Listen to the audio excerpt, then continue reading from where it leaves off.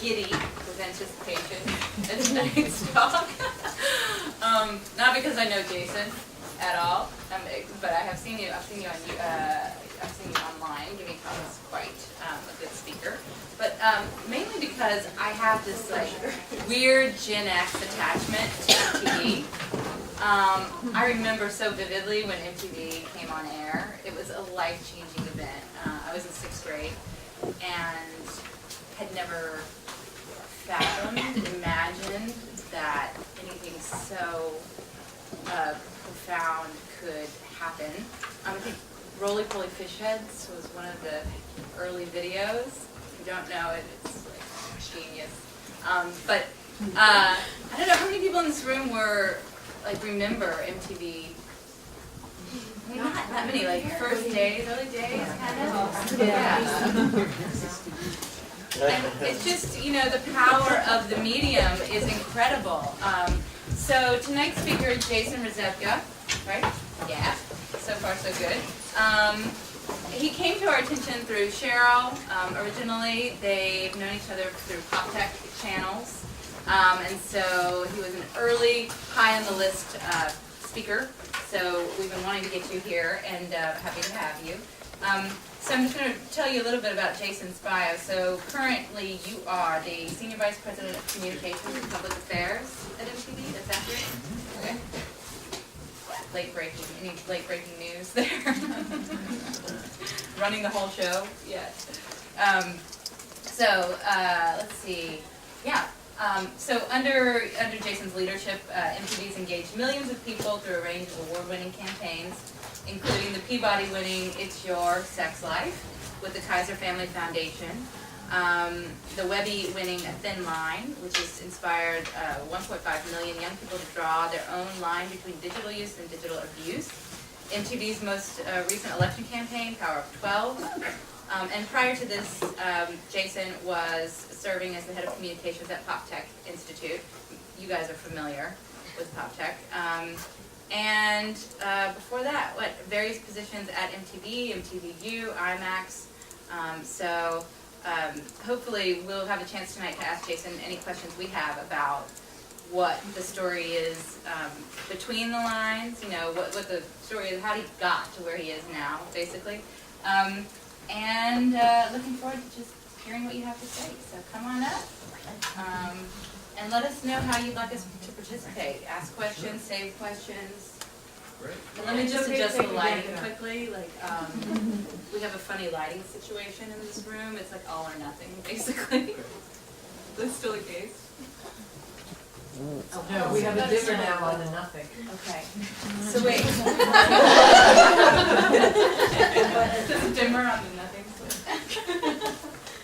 So that's pretty dark. Very theatrical. Oh, yeah. Okay. That's kind of the spotlight. Hold on, one more. Okay. That's pretty good, huh? Yeah? I defer to the room. Cozy? You guys are Yeah. Right on. Well, I'm happy to be here. Thank you for that warm introduction. And I don't know whose smart idea it was to have like an MTV guy teach your class, but I'm in no way responsible if you get donor over the course of this. No, I really feel super privileged and lucky to get to do what I do at MTV. So I that's the public affairs team, the CorpCom team, and the two pieces to that are we describe my team's mandate as using MTV Superpowers for good. So that's really like kind of my 5-word job description, or what my boss expects from me through the public affairs work. And on the communication side, it's telling the MTV story. So all the different things that are happening with this brand, when you add them all up, what do they mean, how culturally relevant are they, what do they mean to young people, and how we're being a voice of young people and a megaphone for them. So I guess just a little bit about how I got into this role, because I know I often hear from people that are interested, like, how do I get to do a job doing good and get paid for it?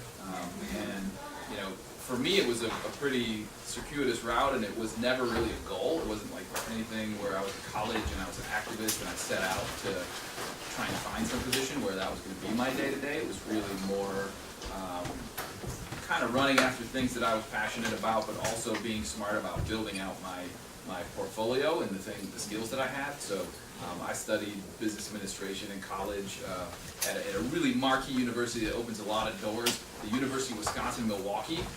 So, like I graduated with a degree in business administration from the University of Wisconsin-Milwaukee, and I moved to San Diego, California, and there were people there who thought that Milwaukee was in Canada. Like, a lot. I mean, it happened I couldn't get arrested when I moved, away from this area where I got my education. So that really, I mean, I learned a lot and had a lot of great kind of foundational experiences there, but you don't need to go to a big school to kind of end up where I ended up. So I started out working in tech startups like around the first dot-com bubble burst, and was in San Diego, and then went to San Francisco, started working in tech PR. Did that for some time, and about 2 or 3 years into it, I started to realize that if I did tech PR for any more time, that's all I was ever going to get to do. Like, I was going to get pigeonholed, I was going to get stuck, and so I felt something go off internally saying, like, I need to do more PR than just tech PR. And so I moved to New York, and I started doing corporate communications, and worked for a firm here in the city called Reuter Finn, and so started to get some experience with like investor relations and the reality of being a big corporation and getting people to pay attention to your stock, and that was quickly soul crushing, and I quickly decided that I needed to get out of that and moved to an in-house operation. So I've been in agencies for 5 years. I'm like, I need to go in-house at a company and get a better sense for how that works, because it'll give me a different perspective on communications. And I went to IMAX and started there, like right when they were first starting to do Hollywood movies on big screens. Learned a lot there, a lot of good experience. And then at that point, I started to develop, I guess, a reputation in the industry in some way that I got targeted by a headhunter who recruited me to come to MTV, and specifically to start the communications practice at MTVU, which is the college network mix, like right when that was first starting. And so my goal going there was like, all right, this is a big media company. If I do well here, maybe somebody somewhere else in that big media company is going to recognize it. That'll open some doors. I'm going to get to work on some cool like award shows and TV stuff. And I started doing that, and probably a month in, I got the chance to work on a campaign that MTVU had just launched around the genocide in Darfur, which in 2005 was already hundreds of thousands, if not millions of people displaced, and hundreds of thousands of people killed at the hands of their own government.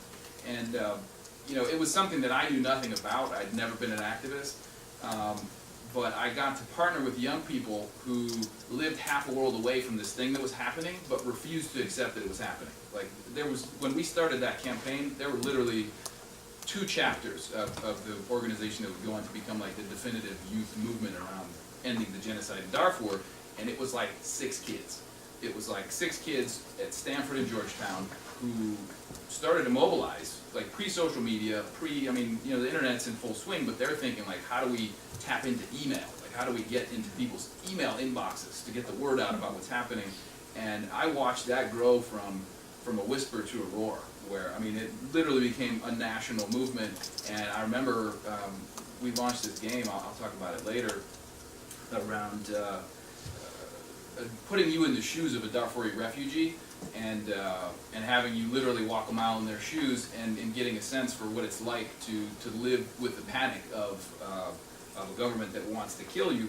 And we launched this game on the National Mall in DC, and there were 150,000 people there, and Clooney's up on stage with Pelosi, and President Bush is about to sign a law into action that provided relief to the refugees of Darfur that were living on the borders. And that really started with like 6 college kids and some Holocaust survivors who were like, not on my watch, like, we're going to do something to end this. And like, I was just so infected by that activism bug through working on that stuff that there were days where I would wake up and come to work and be working on some kind of like a press release around a HP laptop design competition, and that's like kind of a cool thing to work on from a PR standpoint. But then in the afternoon I was fighting genocide, and I was like, how can I do the former and not more the latter? And so that's actually how I came to know Cheryl, was that got so in me that I felt that I needed to leave MTV because I needed to do more good. Like I had a choice to make about how I was going to use my skills, what I knew about persuasion and communications, and so I went to PopTech and headed up communications there for a year, and had the good fortune to go to the front lines of social innovation and really get a sense for what it takes to truly make change on a sustainable basis and to scale it and to replicate it. And that was so critically important to get that experience and then see that my boss, who used to run MTVU, got promoted to run MTV and wanted to invite me back to come to MTV now and do a job that he once did, which was the public affairs department and using Superpowers for good. So when you take the raw ingredients of like effective social innovation and then you bring it to a major media company with 100 million home reach and 170 million social media follower reach and the power of storytelling, and you put that stuff together, you can really move the needle.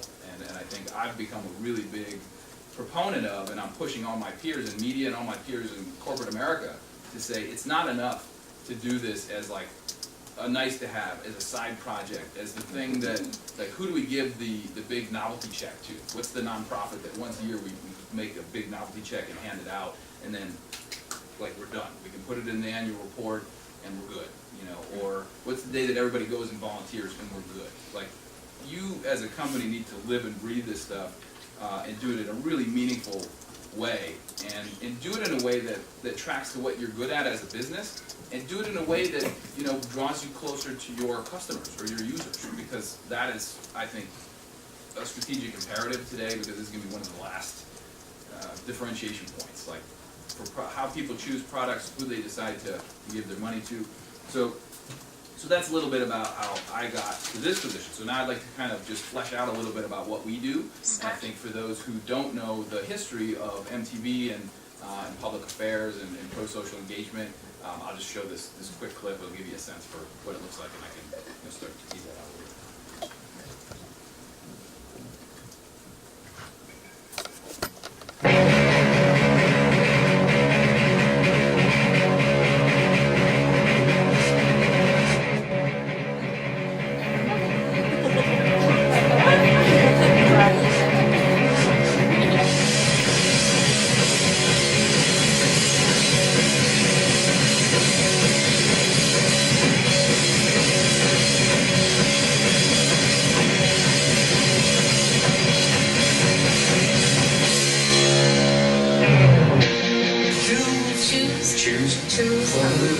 One of the things I am proudest of is that so many younger voters turned out in record numbers. MTV had a lot to do with the Clinton-Gore victory. If you remember anything I said tonight, please remember there's nothing nobler than serving a cause greater than yourself. The United States of America presents a value system to the rest of the world in the interest of preserving the rights of people. This campaign was energized by young people all across America.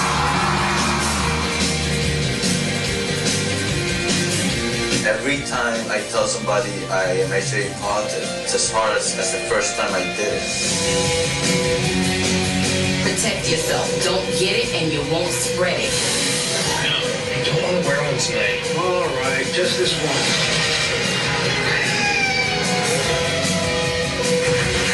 Welcome everybody to MTV's first national sex quiz. Wrap up! Kids, how you doing out there, man? GYT? Pretty young thing. Now, what GYT stand for real, though? We are not many.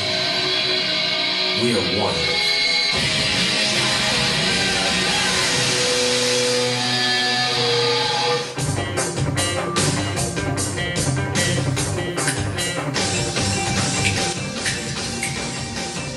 Do you own a camel? Where are you from?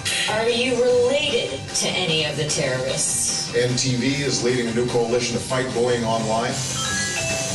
Looks like we're doing worthless next. It got so bad for the bullying that he actually transferred schools. So gay. Homo, you faggot. Girls would threaten me. They would call me whore, slut. 2 teens committed suicide because they could no longer endure the harassment the sexting brought upon them. As the future generations, we really should do something about the problems we see in the world, and human trafficking and modern slavery is one of them. Bobby, we're shipping them out.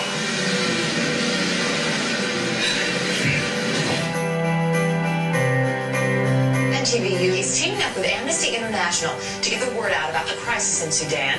Join me to help us stop the humanitarian crisis in Sudan. They are going to ask you, were you there when genocide was declared in Darfur? Tell them I was there and I did something about it. Come on, we must do something. We cannot just sit down and write our books, teach our classes, and not think seriously about what we must do to save the world. I have to believe that there's a sense to all of this, that all the pain that I'm going through, that all the anger, all the frustration, that there's something bigger than that. We are a massive group, and if everybody can stand up, we can get the word out. If we don't speak out, then who will? If we really want a safer, more peaceful world, then it's in our best interest to care. It's you. It's you.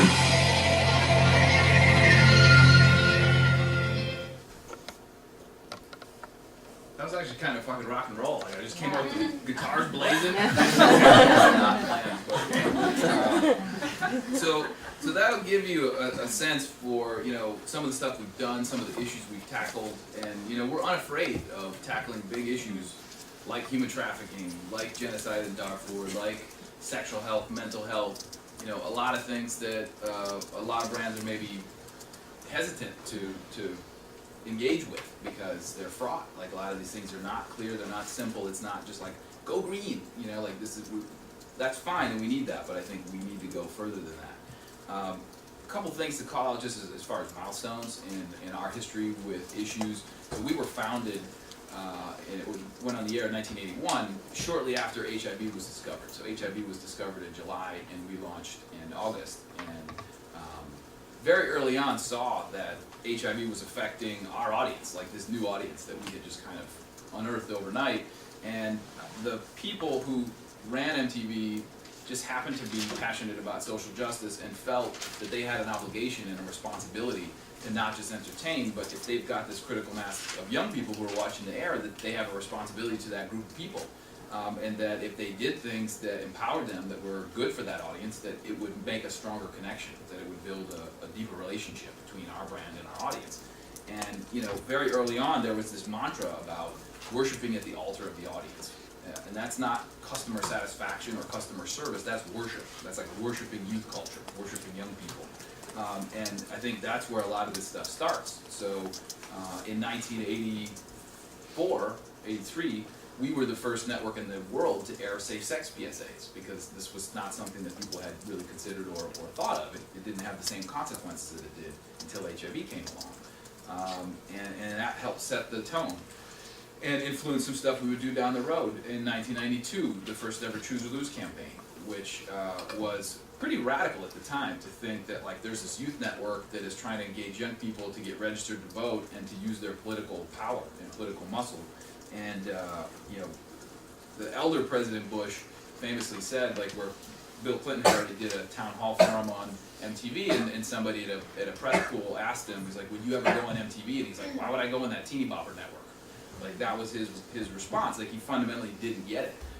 And we were intent on trying to change that and saying that young people can be super influential, and they don't have to wait till they're in their 40s. They can do it now when they're young. And so, you know, Choose or Lose kind of started that tradition.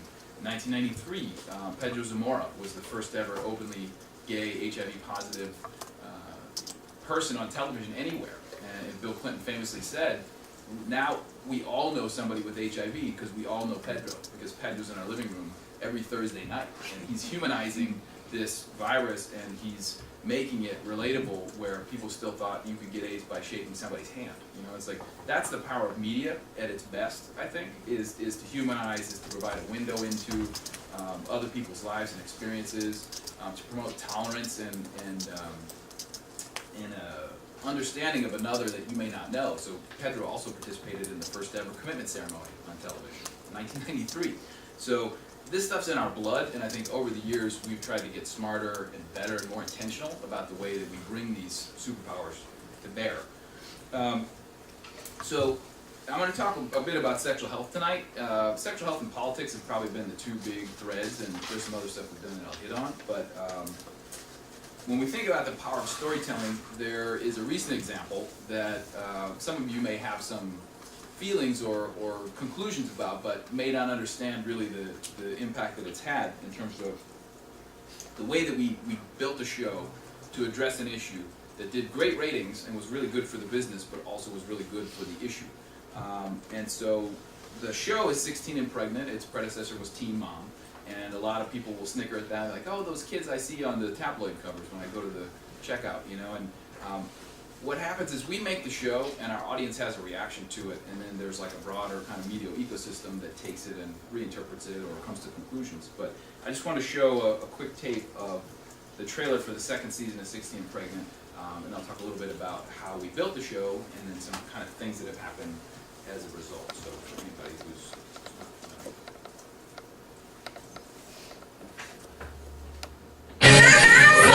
This February on MTV, This night will be fun. The party's gonna be popping. 2 words will change the lives of these high school students forever. I'm pregnant.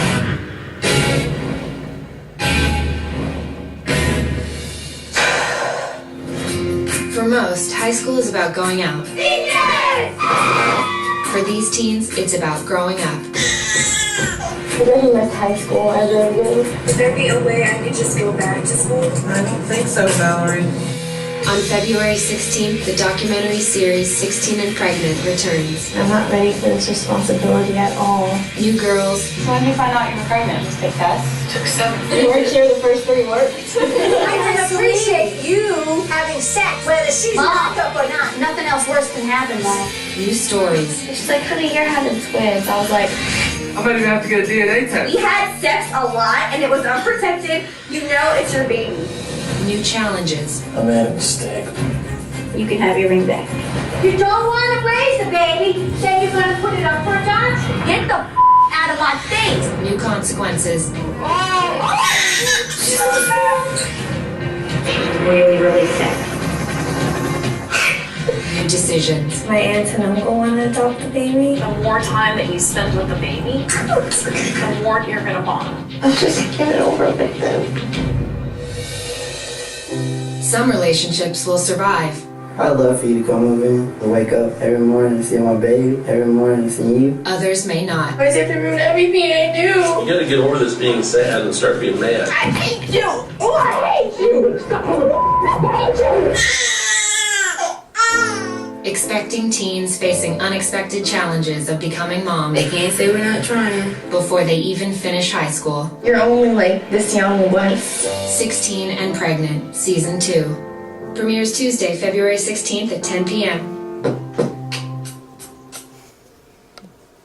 So that's 16 and Pregnant, which has begat Teen Mom as an extension, has followed some of the young people who've been on the show into subsequent seasons. And this is really kind of born out of a campaign that we've run since 1997 called It's Your Sex Life. We do it in partnership with the Kaiser Family Foundation, with the CDC, and with Planned Parenthood of America. And the campaign has 3 planks. They're prevent, test, and talk. So the prevent piece is preventing unplanned pregnancy, preventing the transmission of STDs and HIV, testing for STDs and HIV, and then talking, so promoting open communication between young people and their partners, as well as healthcare providers. And we've done a lot on this issue for a long time, and we've made PSAs and we've done specials, but we've never had a show that was the delivery vehicle for the information. And from the beginning, because we knew the issue, we knew that if this show was done wrong, it could have gone horribly wrong. Like it could have been explosive in the worst way possible. So from the very beginning, we partnered with experts who are best in class in this space and know this issue and know what to do and how to make a show that does no harm, and then figure out ways to go beyond that and actually make it a teaching tool and use it as a way to engage people in an issue that is so relevant to their lives. Like a huge chunk of our audience are teenagers who are making these decisions for the first time, that are feeling sexual pressure from their partners. And this becomes a really incredible way to focus on that issue, bring it to life in a way that is not like shaking our finger at them and saying like, don't have unprotected sex. So we built it from the beginning to be a cautionary tale, and we worked with the National Campaign to Prevent Teen and Unplanned Pregnancy deeply as a core partner. They're essentially an extension of our production team at this point. And we started it out, and we didn't know what the reaction was going to be. Like with any show, you kind of take a gamble and you see if it pays off. This show quickly became one of the highest rated on our air. We've now done altogether 13 seasons of 16 Pregnant Teen Mom, and every season it has been the #1 show in its time slot for our audience. It averages 3.5 million viewers per week.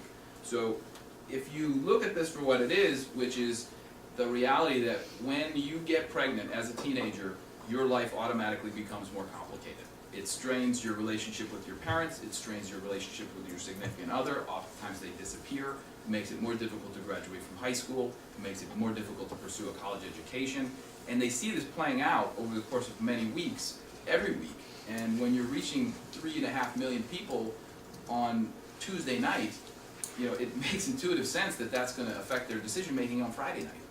And that they're going to think twice, and they're going to reach for protection when they may not have otherwise. So, I mean, we didn't have really any way to substantiate that. That was like our thesis, and we were smart about working with partners and developed discussion guides. So every single one of these episodes, we developed a discussion guide that teachers can use in classrooms. They can use it as a companion to the show. And there was a lot of appetite for that. And then there was a lot of controversy where like media and old people generally were like, is this glamorizing teen pregnancy? Are they doing something that is going to actually make it so appealing that kids are going to get pregnant to try and get on the show? And what happened is, when we went to our audience and asked them, like, what do you think? Like, how do you respond to this show? 82% who've seen the show said that they helped them better understand the consequences of teen pregnancy.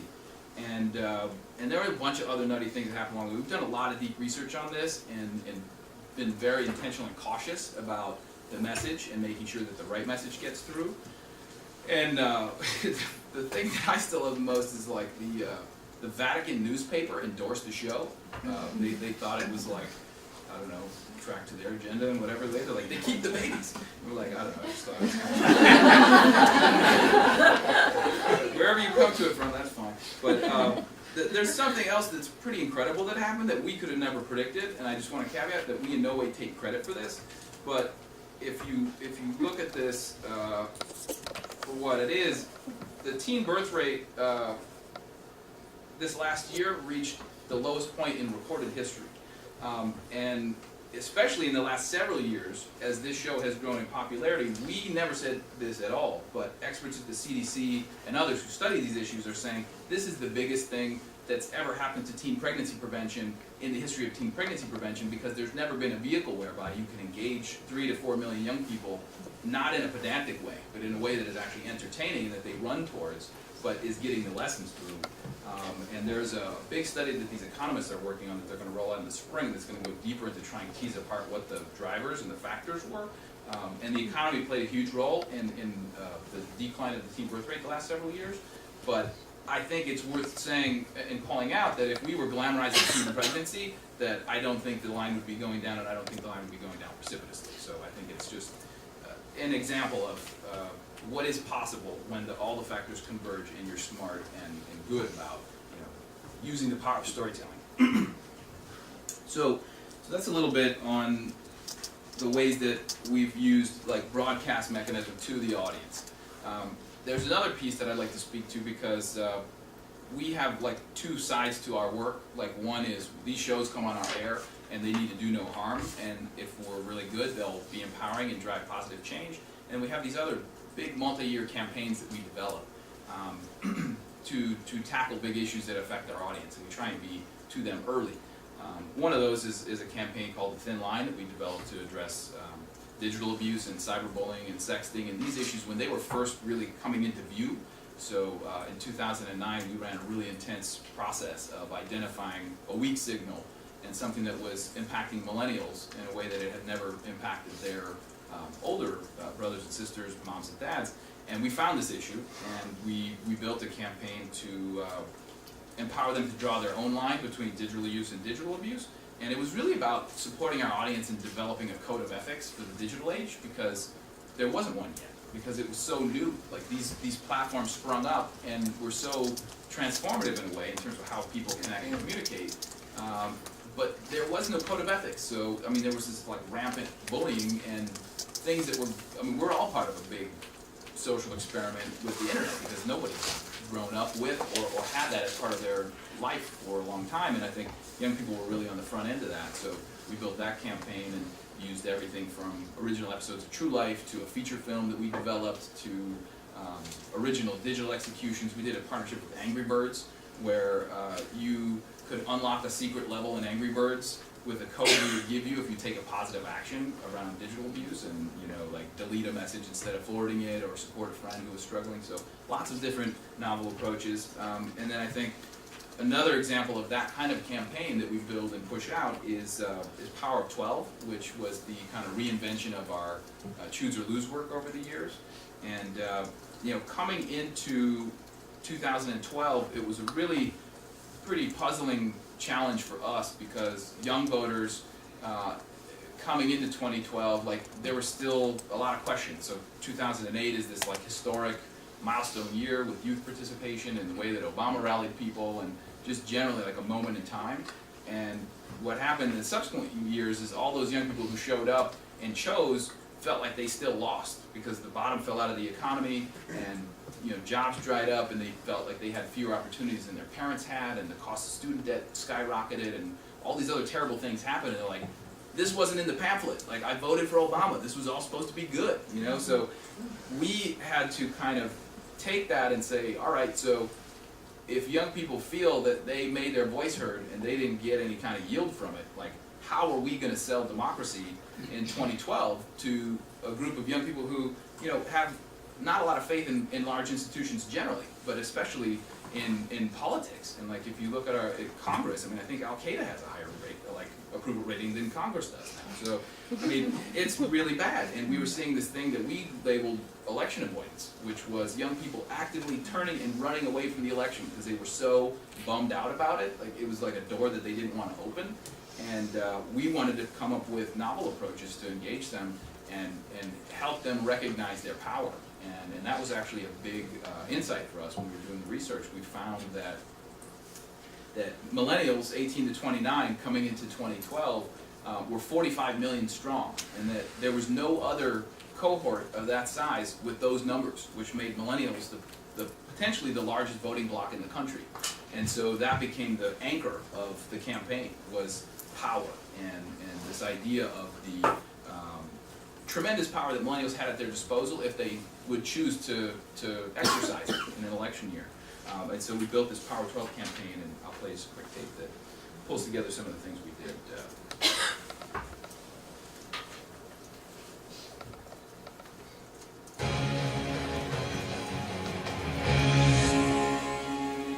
Our generation is all about making things happen. We're here and we want to be heard, and we're going to be heard.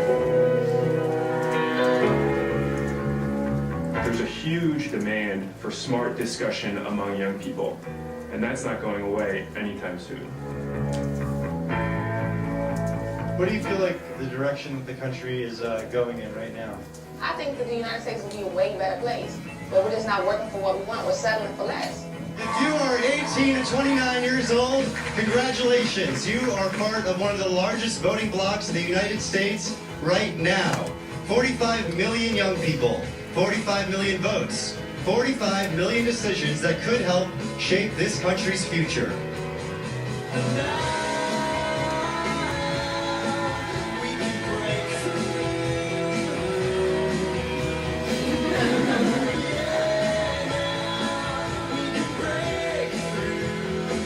Welcome to MTV's Fantasy Election 12, the game where you get to be a political power player. You'll get points based on how your candidates behave in the real world, like how honest and transparent they are on the campaign trail. Thanks, guys.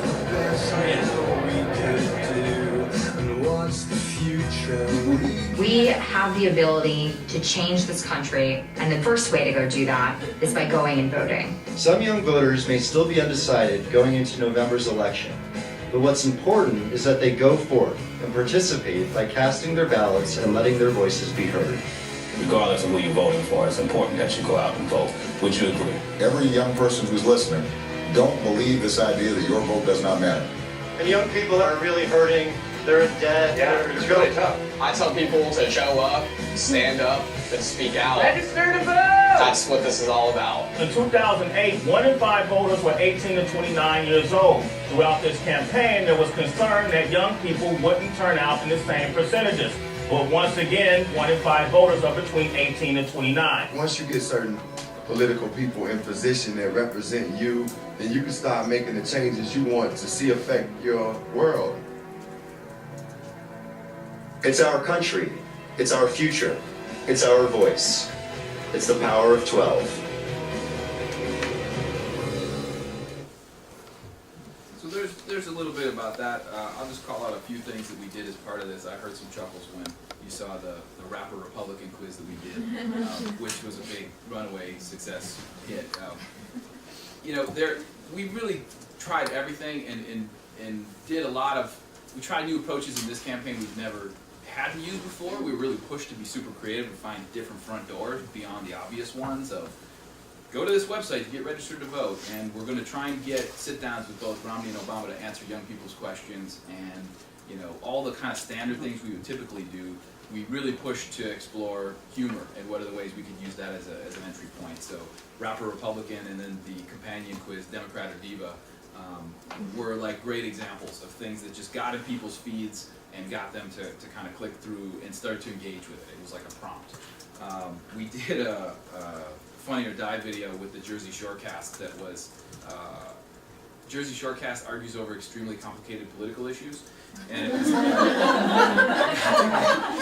to the house and be on the shoot for this, and it was like them debating the role of the Monroe Doctrine and gerrymandering, and like it was a really great humorous setup, and they killed it. They did a great job delivering it. And the day that we released that video, it drove the largest spike in voter registrations to the site to that point in the campaign. So you need to have those tactics, and they need to be smart and they need to be informed, but they're a critical piece of it. We also we did a big experiment with gamification, and we created this thing called Fantasy Election, which was really putting a game layer on top of the whole election and incentivizing the actions that we would like to see young people take, and that would be to be informed voters, to get registered, and to hold politicians accountable. And so we came up with this whole point system based on 12 data feeds that came in the back end, where we were giving points to politicians for the transparency of their fundraising. We gave them points for the number of town halls that they conducted, and were they engaging with their constituents and those that they would be representing. We had a partnership with PolitiFact, where PolitiFact rates politician statements on this thing called the Truthometer. And if they were telling the truth, they would get points for those truthful expressions. If they were getting pants on fire, then they would lose points. And so it was really on both sides. And then we also gamified youth engagement to say, like, for every article you read on Politico, you can click this button and get points in the game. And when you register to vote, you get plus 10,000 points. It was something that I was terribly excited about. We rolled it out. We crossed our fingers. There were a lot of really encouraging findings from it, a lot of encouraging results. It didn't do the numbers we wanted to do in terms of the reach, and it was partly because it was too many steps. Like, you had to sign up, and then you had to join a team, and then the team had to start, the league had to start. It modeled on fantasy football, and there's just really no way we could cheat around some of those things, so that it made the numbers smaller than I would have liked. We ended up having about 20,000 players play, but what was really encouraging is of those who got into the game, and we did survey stuff both before and after, we were afraid that all the players were just going to be like poli-sci kids at Harvard's Kennedy School, and like that would be beside the point, because we're trying to get like the unengaged, like those who may not participate. And it turned out that most of the players were not those kids. They were kids who were drawn to it because of the prizes. So we had this pricing structure, which was like, if you, and lots of small prizes, like you could win a $5 gift card for, or be entered into a sweeps for a $5 gift card for taking this action, or if you win your week, if you win your month. Like, there were all these small milestones, and there was like a big payoff, which was a trip for Ford to the VMAs and, to see Miley Cyrus twerk. They didn't get that, but they got that. And then there's like these little things, and, that were more attainable. And what we saw was that in about 2 months' time, the 20,000 people who played the game took 500,000 positive actions. It was quantifiable. We saw that they took these actions. They had to check in on Foursquare at a town hall event or read these articles. There was no way to cheat it. And we saw that 50% of those that we surveyed said they got more involved in the campaign as a result of the game. So that was like a great catalyst. And you know, I'm really passionately committed to figuring out how do we gamify, not in a superficial way, but in a smart and integrated way, lots of other issues. Like I want to gamify sexual health, where when you go to get tested, you get a voucher for 5 free condoms, because now I'm incentivizing the behavior I want you to take, and I'm giving you something else that's going to also address another one of the issues we're trying to address as part of the campaign. So we're really trying to push the boundaries of thinking and innovation around these types of approaches, and I think that I'm really running out of words at this point, so I should probably shut up and take your questions and hear from you guys. So.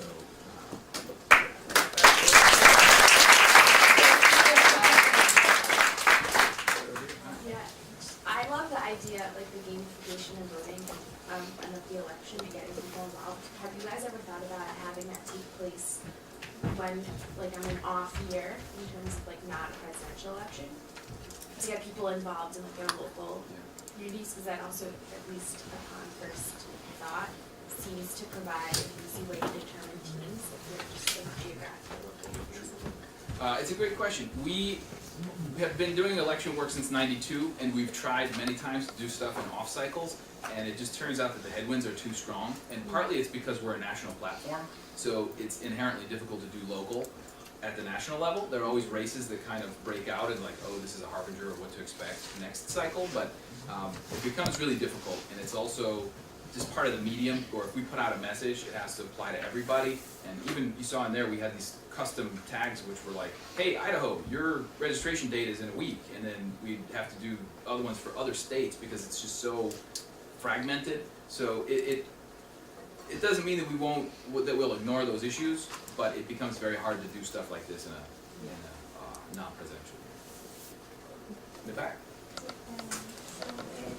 I don't know about your games, which platform you were developing them, in your website, in Facebook, and you had a multi-platform game organization. Which was more engaging for the audience? The website, Facebook, and So Fantasy Election was built as a Facebook game inherently, like you opt through Facebook, just as it was a nice way to skip a step in terms of registration.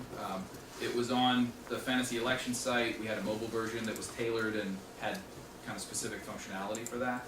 We found that most people actually played it on our site, like on the fantasyelection.com site, which was part of Power of 12. There's a weird thing around politics and Facebook where, and you guys have probably all seen it yourself, a lot of young people hesitate to engage in political activity or discussion because they don't want to be seen as controversial, or we actually saw that like postings about politics were, I think, the second most popular reason for people being unfollowed or like unliked on Facebook. Like it actually can be a really divisive thing, which is unfortunate because we should be able to have discussions about politics with people we're connected to. So that was the takeaway from that. I think, you know, anything moving forward, we're going to be thinking mobile first. I don't want to make apps because I think apps tend to really limit the adoption, because then you've got to think iPhone, Android. I would go more like a web or a mobile optimized site for a game, and then put it on other platforms where we could afford it. When we did the Darfur is Dying game back in 2006, that was just like a Flash-based game that cost $50,000 to make, and that game has been played 4 million times by 2 million people, and it's been translated into Spanish and Arabic and Mandarin, and really been a huge driver of exposure for that topic, and then also engagement with the topic. Hi. Thank you for coming, by the way. It's awesome to see your stuff. My question is about the framing challenges that MTV wants to address. It's like coming up with amazing breakthrough creative is something that MTV has been awesome at basically since the beginning, it seems, but the process of how you choose what the things are that you're going to actually focus on is a little bit black box, like you don't ever see that process usually. And I'm wondering if sort of you could just talk about that. Is it partners come to you and want to work on these issues? Is it that there's a strategic planning team internally that's out there doing qual research everywhere? Like, what is the process of sort of figuring out how we're going to frame the challenge to address? It's a great question. It's a real mix of science and art, and there tends to be a natural arc to our efforts. So every 4 years we do presidential election, and we tend to have 1 to 2 other campaigns running in the background, and then, but there's always got to be that one big priority at the fore. So even looking back at the last several years, we had sexual health and education in place, and then we did the election in 2008, and the election was over. And then I started in this role at that time, and my boss was like, I want you to find me our next big anchor public affairs campaign. And he gave me some parameters. He was like, you know, again, I want it to be something that's a weak signal. I want it to be something that is impacting millennials uniquely, because we had just come up with this positioning statement about being attempting to be the cultural home of the millennial generation. So he's like, I don't want it to be just any age-old issue. I want it to be something uniquely millennial and something where we're in a unique position to make an impact. So we then set out and then started to do the quant. Like, we started to look at, if you look at the 2008 election, you can look at the exit polling and say, what were the issues that young people cared the most about? Like, that's one feed. And you can look at several of those. Like, what do young people care the most about? What are they most concerned about? And then I think we just look at the cultural landscape and see, like, what are those little shoots of things that are starting to pop up? And in 2009, one of the things that was starting to pop up was, like, there were 3 young people who had committed suicide as a result of cyberbullying. And we're like, it was just such a, you're like, whoa, because of MySpace, like, somebody took their life. And we started to dig into it, and we're like blown away to see how pervasive it was, and the fact that, like, nobody was doing anything about it at all because it was such an early stage issue. So I think we are, we take seriously our role as, like, pioneers of being at the forefront of youth culture. So we were able to look out after seeing those stories and then seeing the numbers and being like, this is something that's coming that nobody's talking about, that also the power of media can be really useful in telling those stories and creating empathy and pointing you to resources. Like, if you're struggling with this as a young person, that you can go here and get help. You know, as part of the campaign, we created connections to all these different helplines and hotlines. We ended up being the #1 referrer of traffic to the National Teen Dating Abuse Helpline, because these kids would see spots about sexting that weren't like, don't send a nude photo. They were like, if your boyfriend's pressuring you to send a nude photo, that's not okay. And if you want to figure out how to, like, figure that out, go to thinline.org and we'll point you in the right direction. And we get the report back, and they're like, tens of thousands of kids are reaching out to the National Teen Dating Abuse Helpline and getting counseled through chats and phone calls, like, out of abusive relationships. So anyways, that was, like, after the fact, but the process that we went through to identify that was winnowing it down to a core set of a few issues, and not just saying, like, let's look at the thing they care the most about, which, like, now is jobs. Like, I would never launch a jobs campaign on MTV because we couldn't move the needle. Like, there's really not a meaningful way to impact that. Whereas when we do stuff that's around behavior and decisions and, like, the things that they're going to do every day, if it's like be a bully or not, or stand up for your friend or not, or wear a condom or not, like, we tend to be drawn towards those types of issues because we've just seen that we can have a much more demonstrable impact, and we know how to do it well. It tracks well to media and storytelling. That's really cool. Thanks. Let's try the other side. You guys are quiet. Earlier in the year, I read that you guys were being challenged related to the current sort of teen high school market, and that there was some efforts to try to refocus on that. I mean, is that a true statement? Not really. It's really more about reinvention. So we did this big study on young millennials, and it was really in response to the fact that millennials are 80 million strong, and so just where do you put the line right now, millennials? We usually say 80 to 2000. That's our convention. I mean, lots 80 to 2000. So 1980 to 2000. There's a lot of people who use different definitions. That's our definition. But if you look at 80 to 2000, that's 80 million people, and I think that several years ago it became fashionable to start with these millennial stories, like, millennials are this, millennials are that, and then there'll be, like, 3 adjectives, like, that's what they are. You know, and then people, like, accept that as common knowledge. And so we realized that, like, we need to dig deeper into that, and because we shed our skin, like we basically get a whole new audience every 6 years because our audience is always 18 to 24 years old. So that means that we have to constantly reinvent and constantly let go of the people who are our audience now, but we also have to unlearn in many ways what made us successful, because if we continue to take as gospel the things that made us successful then, there's a good chance they're not going to work with that next incoming wave of younger brothers and sisters. So that study that you're talking about was really designed to start to get a better sense for like 13 to 17-year-olds who are going to be our sweet spot demo in 5 years, like, and are radically different in lots of ways. Like the pendulum is really swinging in a lot of ways, generationally. How about another one from on this side? I have a question about the 16 and Pregnant series, and you said the Vatican, newspaper was applauding you guys. Did abortion must have come up, at least in the boardroom or in the production house or somewhere? On the air. It's on the air. How did you guys, I'm not that familiar with the show, how did you deal with that issue, because it is so inflammatory? It is. I mean, to the point where we actually had to get extra security at the building and for the young woman that was going to be on the show. And we had to talk to her extensively before. She was very certain. She's like, I want this story told, and we needed to like explain to her that like there's a good chance that people are going to show up at your house. Like, what the story was, she was going to get an abortion? She did, yeah.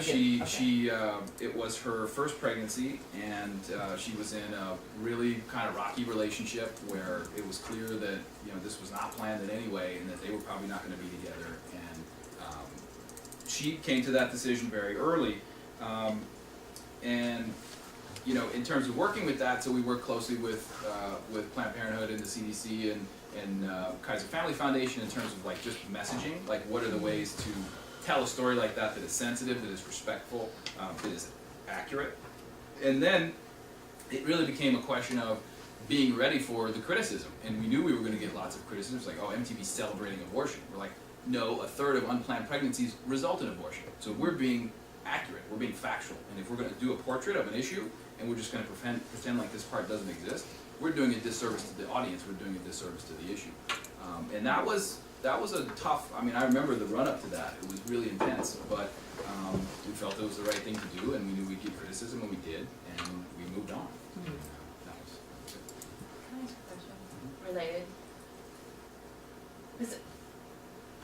Do you have internal arguments? I mean, are there people who are sort of more on the sensationalist side of the table?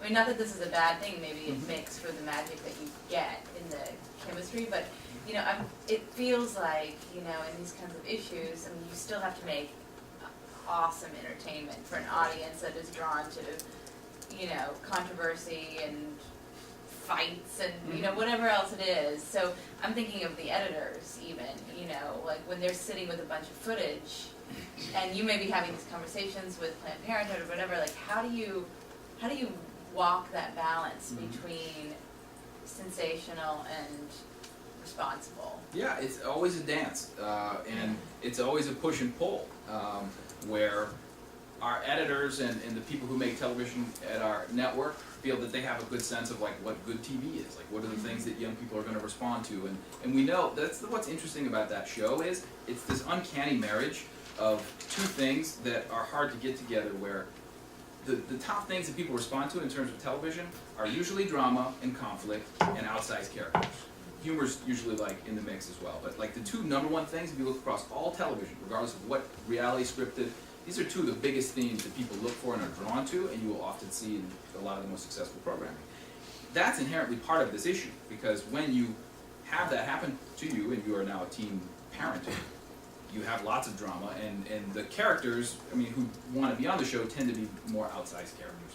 So those things fit together, but we take seriously the ethos of do no harm. So that's why the national campaign is seeing tapes 7 weeks, 8 weeks before it even airs. Like they're in there, they're making notes and feedback, and there are times where we won't recognize that something is a problem, but they will.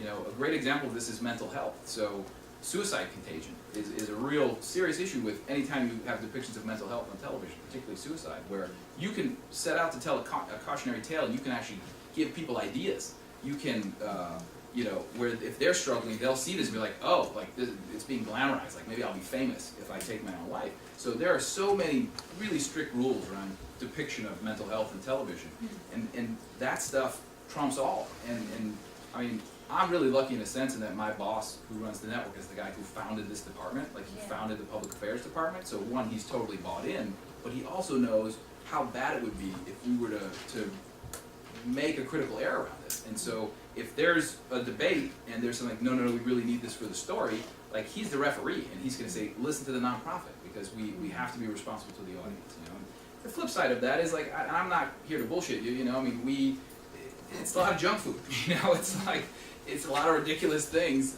and people acting ridiculous on television, and that's a part of who we are, it's a big part of who we are. And I'm not gonna sugarcoat that, but we do have a responsibility to do no harm, and if there's a way to do good as well, and the next step, I think we've seen every time that it can have a tremendous impact on so many young people, like in 1 hour.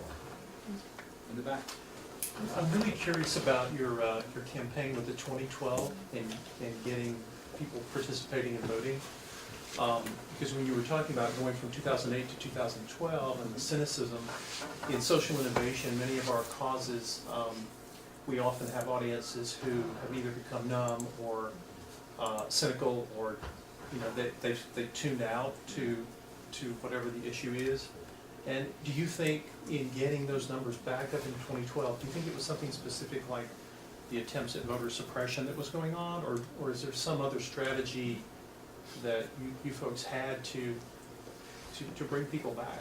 Well, our thing, and part of it was rooted in that we know a bit about the millennial characteristics and the adjectives, and we know that, again, this is the generation that was, you've got a trophy for showing up to soccer practices. Like, we a little bit took an approach that was, let's like cater to their ego a little bit and be like, you millennials, you guys are powerful, man. Like, so it was coming from a place of being flattering, of saying like, we looked at it, we're not spinning it, there's 45 million of you. You have the power to be the biggest voting bloc in this country. And if you show up, it's gonna make a huge impact on, do people pay attention to the issues you care about? Who are the decision makers that are going to be in power as a result? So this was like a strategic insight that came out of a lot of process, saying that it wasn't going to be enough to just go in and say like, do your civic duty and go vote, or you know, it was a pretty complicated message to get across, because that became the anchor, but then it expressed itself in lots of different ways. I think there's no one answer. You know, I think with HIV, we're you know 30 years into that. There's a lot of people who are numb to that issue, like, oh, Magic Johnson just took some pills and like he's fine now, so AIDS is cured. Like, there's a bunch of young people who've never known a world without AIDS. So if we want to create urgency there, and this is a strategic shift that's happened in the HIV space in the last couple of years, is they've started to rally around this message of a world without AIDS, and the fact that you millennials can help end HIV by participating, by being a part of this. You can be the first generation to know a world without AIDS after the last.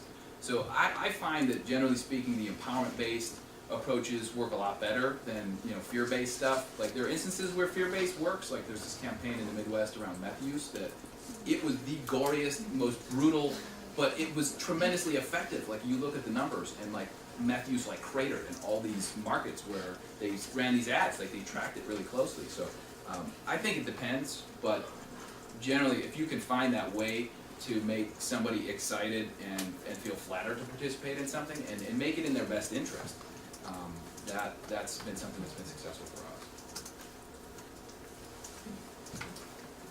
Wearing you guys down. Hi. I had two questions. Just back to the teen 16 and pregnant thing. How did the network go about finding these kids, and did it only play a documentary role, or would they reach out and actually help them if they needed it? Yeah, so anytime we bring a young person on a show, we are now responsible for them in some way or another. So there's pretty considerable screening ahead of time. Like, there's all the stuff that has to happen with like psych evals, and you need to make sure that you're kind of like in a position and deemed like steady enough to be on television and what that means. And then, you know, for instance, there's been things where people who are on our air have had breakdowns and other big things have happened, and we've come to their aid and we've supported them in their getting better and getting healthy. In terms of how we find the kids, we have a site that is like a series of casting calls for any of our various shows, and it started as a casting call there, and we went out through Planned Parenthood and some other organizations and just kind of put the word out. But like to film, the first season, that was like 4 girls, so like we didn't need thousands of kids. Like we just needed to find a few kids who were interested in being a part of something that was meant to be a cautionary tale. And again, there's the reality of they have to want to be on television, and we know that there is a fame culture, so that's really not very difficult to find people want to be on TV. But that's the general. I have a question about celebrity tie-ins, because as MTV, you're inherently tied into like youth celebrity or celebrities that are relevant. Do you find them to be effective in the campaigns? Do you seek them out? Do they come to you? How does that work? They can be hugely impactful, but it's not enough to just have a celeb, because I think there was a time, and we were actually a part of it, of celebs didn't used to do this stuff, and they started to join in on our stuff, and then that started to be fashionable, and then everybody had 12 celebrities in their PSA, so that became very commonplace. So that's not enough on its own.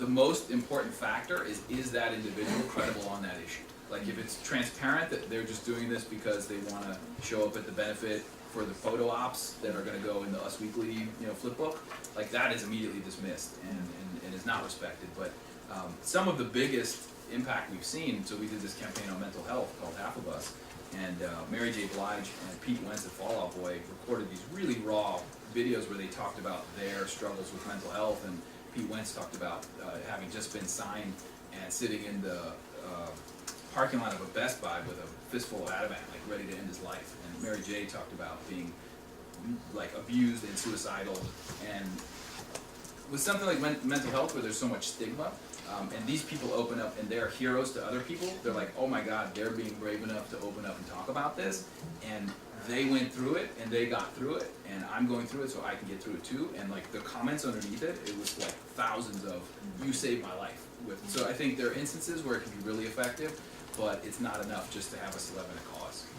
Also, social media is a big driver. So celebs that have a big social media following, if they take something on and it's genuine, they can drive tens of thousands, upwards of tens of thousands of people to engage with an issue or campaign.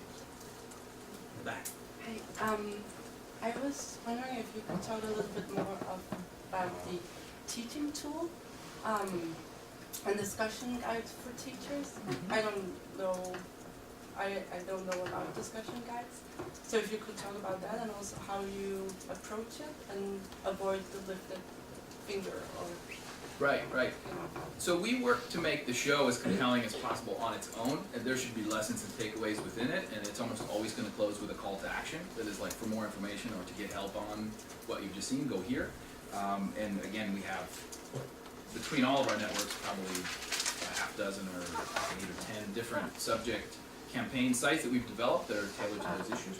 But the discussion guides are meant to really identify the key themes in an episode and basically give an aid to a parent or a teacher who wants to use this piece of entertainment, which if used in the classroom is automatically going to be a draw.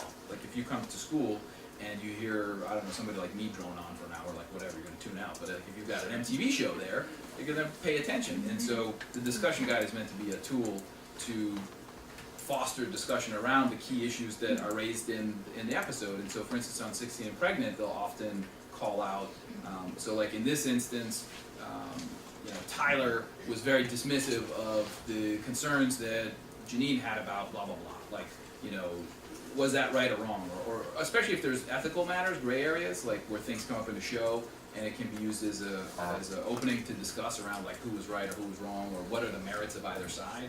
Like those are pieces that come with it. And for a lot of teachers who don't teach these subjects, like we've done a lot on LGBT issues over the years. We've done like specials on coming out and things like that, and we work with GLAAD or GLSEN or Trevor Project to have a discussion guide around like if you as a teacher don't know a lot about LGBT issues, here are some things to focus on or avoid if you're going to use this as a teaching tool in the classroom. So it's just a kind of a plus one that we can offer up in addition to the show itself. I wanted to ask you specifically about incentives and how those are working like in your different campaigns, because I know that for something like for elections, like we've talked a lot in here about short-term and long-term behavioral changes related to incentive setting. And I was wondering if you have any other examples of where incentives have been used to motivate your audiences and where those might have been positive, or if something weird has happened you didn't expect because of incentives. Nothing weird yet, thankfully. We've done weird things, but I haven't seen weird, unexpected just yet. It's just a question, more or less, like how much does it resonate or not? Yeah. I think we're really drawn towards smaller, attainable things because we used to do these things, even back in the day, MTV used to always do these sweepstakes where it was like, win a chance to go to an island with Beyonce. And like, literally like 7 people would enter. It was like, I'm not gonna win that. It's not a credible, you don't believe that you have a chance of winning. So like, nobody would enter. What we found is that with the smaller attainable things, like if you feel you have a credible chance of getting it and it's like a small little boost, that's a real draw, one to bring people in, but then also to participate. So, so that's been useful, and we tend to not do monetary value things. Like we, the great one was on the Thin Line campaign. We did this thing where we launched this tool called Draw Your Line, which was about normalizing positive action in the face of digital abuse. So we're like, there's all this conversation about how bad it is. These kids are all animals. They're attacking each other. And like, what about if we dial up all the positive actions that people are taking, how they're supporting their friends? And so we created this tool, and we use it as an incentive. This is 3 years ago. This is like when Bieber was just first kind of on the way up. And we launched this competition where like, if you go to Draw Your Line and post a positive action, you'll be entered into a sweepstakes to have Justin Bieber record your voicemail reading. Which, but it was unbelievable. Like, I mean, the volume, because again, his social, to the point about celebs, like his social reach, he sends this out, and he's like, hey guys, like, you know, if you want to have me record your voicemail greeting, like, and he was also doing a lot on bullying at that time, so it was also, it wasn't out of nowhere. It's like he cared about the issue. So it drove, it was like 50,000, actions, like in the course of a week or so. So, and then we're giving, it was like 3 people were going to win. So 3 people are going to receive this thing that has no monetary value, but was tremendously valuable to them. The Angry Birds thing was totally scalable. So everybody who took a positive action got the code to unlock the secret level in Angry Birds space. So if you're an Angry Birds fan, like, you can take advantage of that. So we tend to try and push that direction, and also stuff that's like of the moment, like things that are hot that we can tap into that'll really get good reach. Hi. Have you scaled the project of the vote, for example, to other countries where the corruption of the politicians or the vote issue are harder than here? So part of the reality there is that, so I'm responsible for MTV US, like, so I work for MTV United States. The model is really, MTV channels around the world are all empowered to take on whatever causes are most relevant to their local viewership. And I feel like that MTV India did some stuff around corruption and politics, responding to what was this really passionate outcry from young people there. We will make our resources available to other country channels who inquire. So like MTV Canada was interested in the bullying work that we had done, and they wanted to kind of take it as a model. And we're like, absolutely, take it and localize it, and do what you will. But we don't intentionally go out into other territories. We really focus on the United States.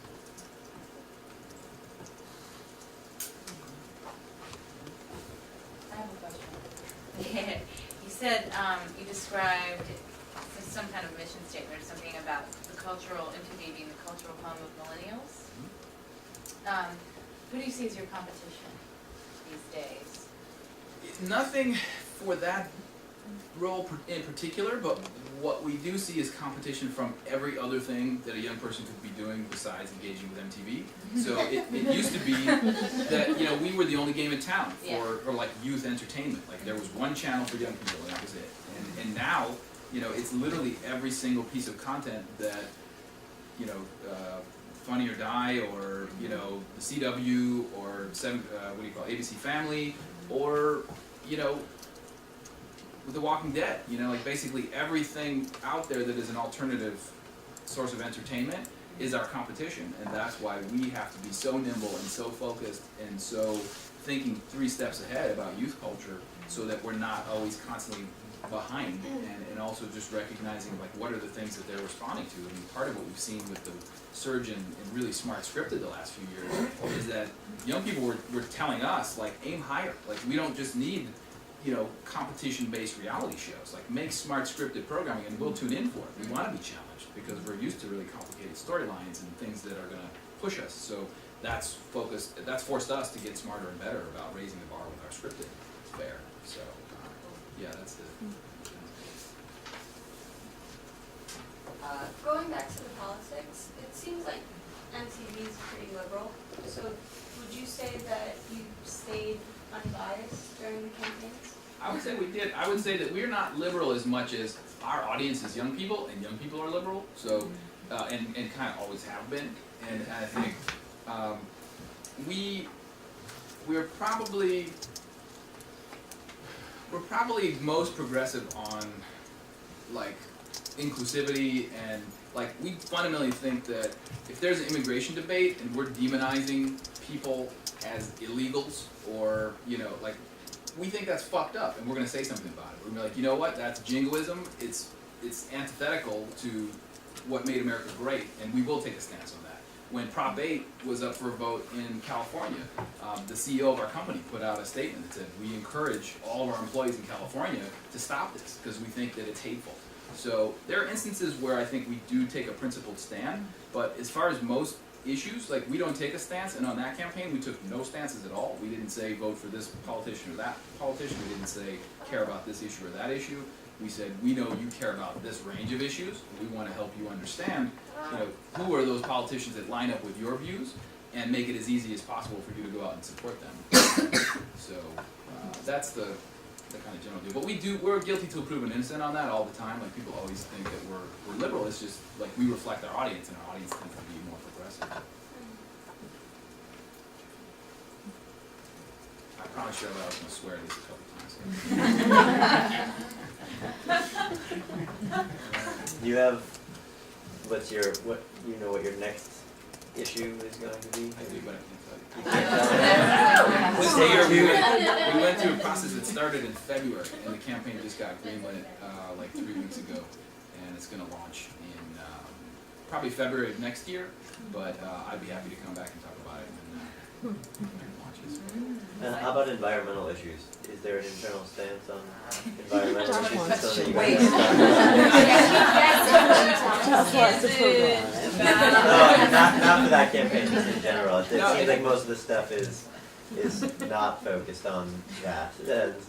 That a little bit speaks to just the momentum around different issues. So we really like to focus on issues that are kind of underexposed, or like we did a campaign in 2005 around. You saw a piece of it where there was that cake, and they were like, that was from 2005 before or right around when Inconvenient Truth came out. 2006 was All right, so this was the beginning of 2005. We launched that campaign because we saw that young people it was dialing up. They were passionate about the environment and wanted to have an outlet and a way to mobilize around it, and so we launched that campaign as a way to do it. And then part of it is like when we do something, we're hesitant to do it again for some time, and we also like look at the space and say, what's the state of that issue? Like how much momentum is there around it?